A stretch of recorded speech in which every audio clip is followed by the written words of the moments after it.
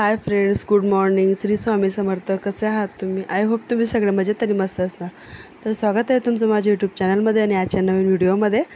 तर आजचा व्हिडिओ असा आहे की आपल्या देवघरातील जो शंख असतो तर तो शंख कुठल्या दिशेला ठेवायचा, कोणत्या दिवशी आणायचा आणि त्या शंखातलं जे पाणी असतं त्या पाण्याचं आपण काय करायचं ज्याने आपल्या घरातील नकारात्मक शक्ती, आपल्या घरातील कटकटी नेहमी दूर निघून जातील. तर ह्या व्हिडिओमध्ये मी तुम्हाला ती माहिती आज देणार आहे.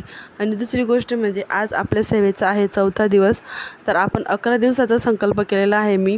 तर त्याची सेवा माझी चालू आहे. तर त्याचा आज आहे 4था दिवस. तर 4थ्या दिवसाची सेवा मी तुमच्यासोबत शेअर करणार आहे.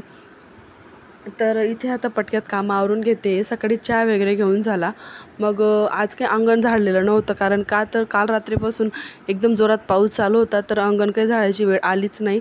आणि मग नंतर कपडे भिजत टाकून दिले. घरातले कामं होतात तोपर्यंत कपडे भिजून जातात. तर इथे आता पटक्यात रात्रीचे भांडे लावून घेतलेले आहेत. मग नंतर आता घर झाडून घेते. आणि आज होता संडे. तर संडे होता म्हणून वेदू आज घरीच होती. तर कामांना जरा लेटच झालं, कारण ती मध्ये मध्ये करते.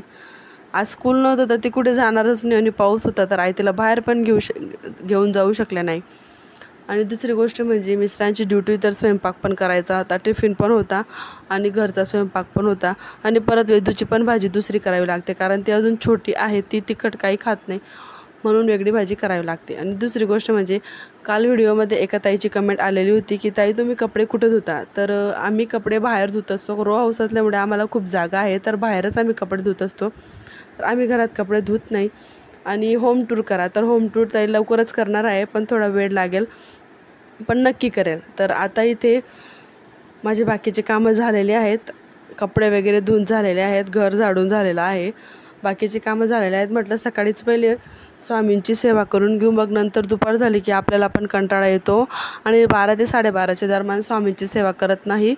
तर म्हणून म्हटलं सकाळीच पहिले स्वामींची सेवा करून घेते. तर इथे आता स्वामींच्या सेवेला बसलेली आहे. तर पटापट इथे सेवा करून घेते. मग नंतर स्वयंपाक पण करायचा आहे आणि मग नंतर बाकीचे कामं असतात. मग जेवण असतं, मग गॅसवर आवरायचा असतो, मग ते भांडे घासायचे असतात. दिवस संपतो पण कामं काही संपत नाही. तर आता इथे पहिले सेवा करून घेते. तर मैत्रिणींनो, तुम्हाला मी आता शंखाची माहिती सांगते, तर तुम्ही व्हिडिओ स्किप न करता बघा.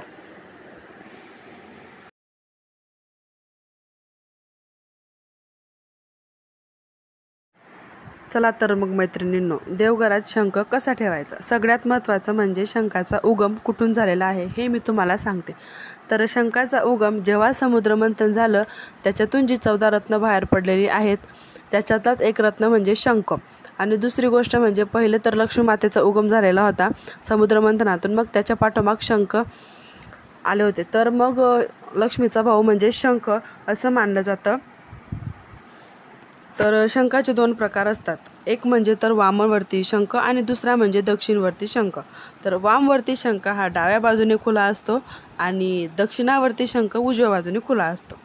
म्हणजेच जर वामवर्ती शंख वाजवण्यासाठी असतो तर आपल्या घरात कोणी वाजवत असेल तर सगळ्यात उत्तम गोष्ट आहे आणि आपल्या जे घरातील अलक्ष्मी दरिद्री निघून जाते जर वामवर्ती शंख घरात वाजवला तर.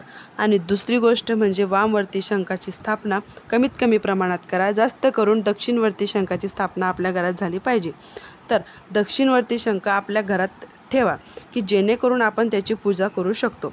आणि दक्षिणावर्ती शंख बुधवारी किंवा एकादशीलाच आणायचा, कारण तो विष्णुप्रिय आणि लक्ष्मीकारक आहे, म्हणून बुधवारी किंवा एकादशीलाच हा शंख आणायचा असतो. त्याची स्थापना कशी करायची. त्याची स्थापना पंचामृत किंवा दुधाने तुम्ही त्याच्यावर अभिषेक करायचा, नंतर पाण्याने अभिषेक करायचा, त्याला धुवून व्यवस्थित ठेवून देव्हाऱ्यात ठेवायचा. मग त्याची अष्टगंध वगैरे लावून पूजा करून मगच त्या दिवसापासून मंत्र शोध म्हणायचे, मगच त्या दिवसापासून तुम्ही त्याला पूजा करायला सुरुवात करायची. तर शंखाचा जो निमुळता भाग असतो तो नदीच्या दिशेने ठेवायचा. जो निमुळता भाग असतो तो नदीच्या दिशेने त्याचं तोंड करून ठेवायचं आहे. तर दुसरी गोष्ट म्हणजे आता सांगणार आहे की शंखाच्या पाण्याचा उपयोग कसा करायचा. तर ज्याला वाईट स्वप्न पडतात ते पाणी त्या माणसाच्या अंघोळीच्या पाण्यात थोडं टाकायचं आणि त्याला थोडंसं प्यायला द्यायचं. आणि जर तसं नसेल आणि दुसरी गोष्ट म्हणजे आपल्या घरामध्ये जर वास्तुदोष, नकारात्मकता, कटकटी असतील तर ते पाणी थोडंसं प्रत्येक कोपऱ्यामध्ये ते पाणी आपल्याला शिंपडून द्यायचं आहे, टॉयलेट बाथरूम सोडून. तर असा आहे शंखाचा उपयोग. तर मैत्रिणींनो, तुम्ही पण असंच शंख आणायचं, याच दिवशी आणायचं. तर तुम्ही पण असाच उपयोग करा. तर तुम्हाला व्हिडिओ कसा वाटला नक्की कमेंटमध्ये सांगा. तर आता इथे मी सगळं माझं आवरून झालेलं आहे बाहेर. तर आता इथे स्वयंपाकाला घेतलेला आहे. तर आज आम्हाला मसाल्याची भाजी करायची होती. तर एकीकडे कांदे भाजायला ठेवून दिलेले आहेत आणि एकीकडे मिस्टरांच्या डब्यासाठी कोबी बटाट्याची भाजी केलेली आहे. तर मग आता पटक्यात मसाला आपण करून झालेला आहे. पोळ्यांची कणी भिजून आता इथं पोळ्या करून घेते पहिले, मग नंतर भाजी आईच करणार आहे. कारण वेदू खूप रडत होती, तर आई म्हणे तू पहिले तिला घे, पोळ्या टाकून मग मी भाजी टाकून देईल. तर इथे आता मी पटक्यात पोळ्या करून घेते, मग आई ते वेदूला घेणार आहेत. तर व्हिडिओ कसा वाटला नक्की कमेंटमध्ये सांगा.